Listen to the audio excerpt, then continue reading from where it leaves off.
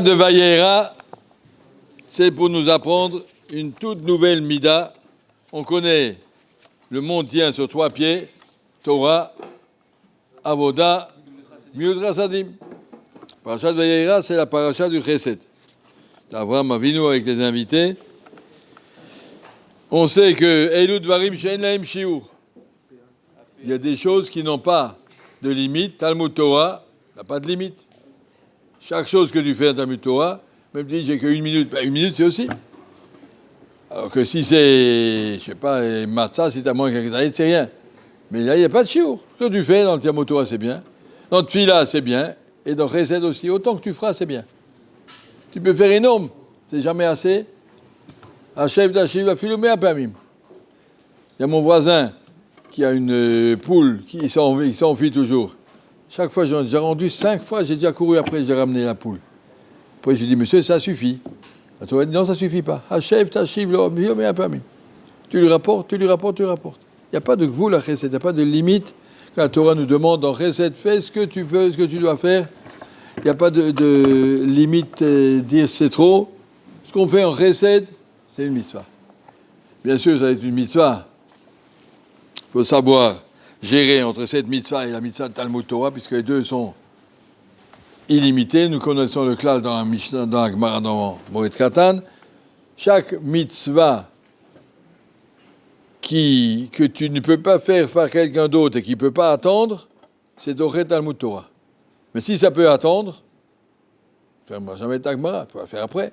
Si quelqu'un d'autre peut le faire, une fois il y avait un camion qui a passé avec un haut-parleur, on a besoin d'urgence de sang au plus. Il y a des gens qui ont du sang au plus, venez descendre là en bas, on va vous prendre d'autres sang. Pas tout, hein, peut-être un petit peu, oui. Et Rav Shach avait dit, les Bachoué Yeshiva, ils n'ont pas besoin d'aller. Il y a d'autres gens qui peuvent donner. Toi, tu es en train d'étudier.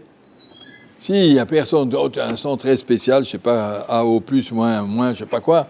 Alors bon, il y a d'autres, mais si il y a d'autres gens qui peuvent le faire, tu fais un patak mara pour aller faire un chesed.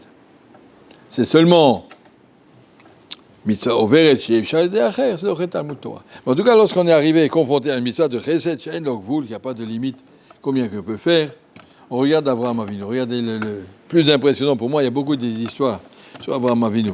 Plus impressionnant, Vaikar ben Bakar Rach Vatov. Il a tué 3 veaux. On est dans le désert, un jour où il fait très chaud. Il n'y a pas de frigidaire. Qu'est-ce qu'il va faire avec le reste? Pourquoi tuer 3 veaux? Pour donner à chacun des orchim une langue dans la moutarde. Une chardan lachon, c'est le meilleur morceau de la vache, c'est une langue de veau, c'est extraordinaire. Et avec de la moutarde, bon, la moutarde, ça s'abîme pas, mais il a tué 3 vaches, 3 veaux pour donner à chacun. Et le reste, eh ben, c'est pas grave.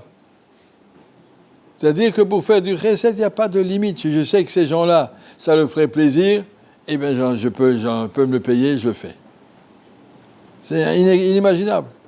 Il n'y a pas des fois, il y a un pauvre qui vient, il te donne, j'ai que 100 shekels, je vais lui donner, il va me donner la monnaie, je n'ai pas envie de avoir de la monnaie. Mais il a tué 3 vaches, il n'a pas regardé la monnaie. Regardez combien on a un devoir de chesed, on apprend ça d'Avraham Avinu. Autant que nous, on doit être matmid dans la Torah, on doit être matmid dans chesed. Si on a vu nos gdolim, comme ils sont des baalei chesed. Des baalei chesed. Le Mashgiach de Ponyovitch a dit une fois sur Rav Shach, vous connaissez Rav Shach en tant que gdol ador, talmid chacham extraordinaire. Moi, je vous dis qu'il est le gdol ador de chesed. Le chesed qu'il fait, c'est beaucoup plus que toutes les autres mitzvot qu'il fait. Une fois, un barou à Ponyovitch. Je suis arrêté assis dans son coin là-bas, et un barou à l'autre coin du Beth Amidrash. C'est grand, Ponyovitch. Donc, Rav Shach était en train de parler avec le barou. Une seconde, il va chez ce barou. Il dit, si je ne me trompe pas, c'est la première fois de ta vie que tu sors une cigarette. Ne commence pas, je t'en prie. Si tu commences, tu auras du mal à t'arrêter. Arrête, c'est des bêtises, ça ne sert à rien. Ne fume pas. Ça veut dire qu'il avait une responsabilité de chesed, il était là-bas, il suit comme ça, en train de parler, un parcours, il court vers lui, ne fume pas, sois gentil, ça ne sert à rien. Une fois que tu es dedans, tu as de mal à en sortir, arrête, ne commence pas, ça ne sert à rien, ça fait partir l'argent en fumée, c'est tout, ça ne sert à rien. Et comme ça, cette idée de chesed qu'on a chez les Gdolei Israël, il y a un barreau qui raconte qu'il était petit cousin du Chafetz Chaim. Alors il s'est dit, je vais aller voir qui c'est. C'est mon petit cousin, on dit que c'est un grand rave, c'est un garçon de 15 ans. Il est allé jusqu'à la gare. De la gare, il fallait marcher encore 12 km à pied, parce qu'il n'y avait pas tellement de gares à l'époque, il fallait marcher. Et puis avec son sac, il s'est retrouvé, c'était vendredi après-midi, il s'est retrouvé chez le Chafetz Chaim. Il a dit, voilà, je suis votre petit, je peux venir passer Shabbat chez vous, mais avec plaisir. Mais comment donc? Le Chafetz Chaim était déjà âgé. Le Chafetz Chaim lui a dit, d'abord, tu viens de loin, alors assieds-toi, je vais quelque chose à manger. Et après, le Chafetz Chaim, pendant ce temps, lui a fait son lit. Il a dit, mais je vais le faire tout seul. Non, on a un invité, c'est ma mitzvah, tu ne vas pas me la prendre. Il a fait son lit. Et après, il a dit, tu veux sûrement te reposer un petit peu. Pendant ce temps, le Chafetz Chaim est parti à la choule, il a fait Mincha, Kabbalat, Shabbat, Arvit, il est revenu, le garçon, il dormait encore. Le Chafetz Chaim a dit à sa femme, fais qu'il douche, va manger, va dormir, moi j'attends ce garçon, je ne peux pas le laisser comme ça. Quand il s'est réveillé, le garçon, vers 2-3 heures du matin, il ne savait plus où il était. Chafetz Chaim était là, en train d'étudier, il lui dit, bon, ben voilà, tu t'es reposé un petit peu, bien, fais Arvit, et on va faire qu'il douche, on va manger. Il ne lui a pas dit quelle heure il est, pas de montre. Pas dit quelle heure il est. Il a fait Arvit, il a fait des tilat, il a fait Kidouche, il a mangé, après le Rav allait dormir, Après il a regardé la montre, il a vu que c'était 4 heures du matin. Chafetz Chaim voulait faire du chesed, pas le laisser, il aurait pu le laisser comme ça, il va dormir, il va manger avec sa femme, puis il aurait mis un petit bout de gâteau à côté de son assiette, je sais pas quoi, non, il est en entier. Ce chesed qu'on voit d'Abraham, ça c'est le chesed qu'Akadosh Baruch Hu attend de Bnei Israël, une mida qui n'est pas connue en France, ça n'existe pas chesed en français, je ne sais pas comment on appelle ça.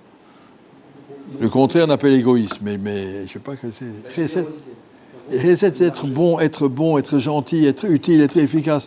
Tu vois, il y a une mitzvah à faire, on va la chercher, rodev tzedaka v'chesed. On court après les mitzvot, c'est pas que ça me tombe dessus, bon, il faut s'en occuper. Tu vois un papier par terre, tu te dépêches, tu ramasses, c'est ma mitzvah, j'ai mis sur ma route. Tu vois quelque chose, une poubelle qui t'appelle, elle t'appelle.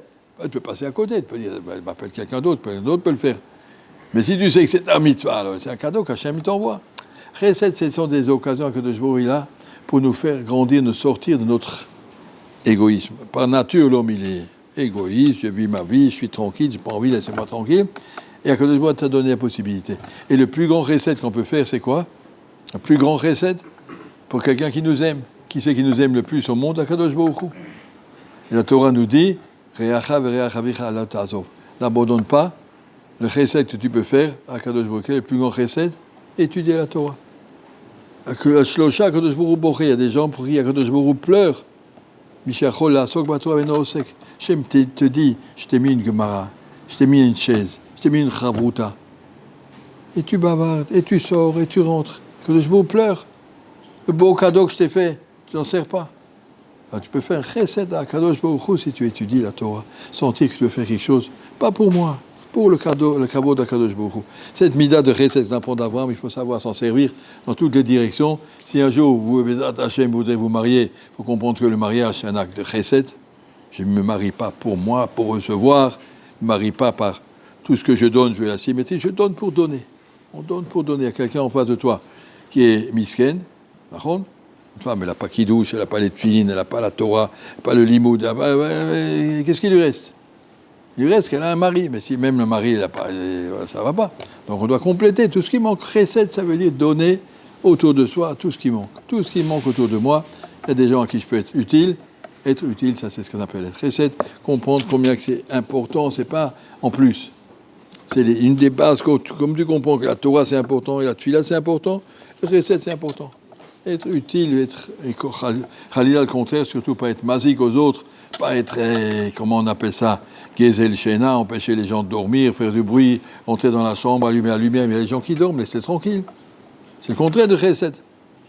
Oui, ça c'est cette idée de chesed, essayer de se mettre à la place des autres, comprendre leurs besoins. Abraham Avinu, il a vu 3, c'était pour, il se déguisait en arabe, c'était des inconnus, il ne connaissait pas. Il a dit, venez chez moi, il a couru vers Vaillard, il a regardé, il a compris tout de suite qu'est-ce qu'il fallait faire pour eux, et il leur a fait le maximum.